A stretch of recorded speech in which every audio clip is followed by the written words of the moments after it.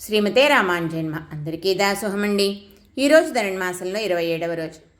ఈరోజు పాసరంలో గోపికలు కృష్ణుణ్ణి గోవిందా అని పిలుస్తున్నారు.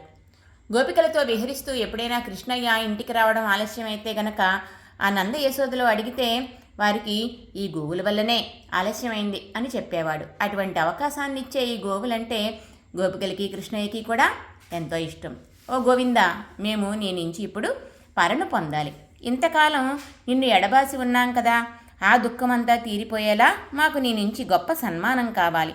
అది చూసి లోకులందరూ పొగడాలి అంటూ మాకు చెవులకి, చేతులకి, శిరస్సుకి, ఇలా అన్ని అవయవాలకి కూడా ఎన్నో ఆభరణాలు కావాలి అంటున్నారు. అంతరార్థంలో ఆచార్య సమాశ్రయణము, మంత్రోపదేశము, భగవత్ సమాశ్రయణము, జ్ఞానము, భక్తి, వైరాగ్యము కలగడం, ఇవన్నీ కూడా చెప్తున్నారండి.